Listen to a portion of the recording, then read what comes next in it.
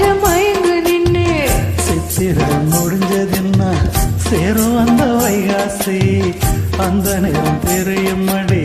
மச்சானோட கைராசி காத்திருக்கேன் அப்ப வரும் எப்போ ஒரு வைகாசி சோறு கொண்டு போற புள்ள அந்த சும்மாடையக்கு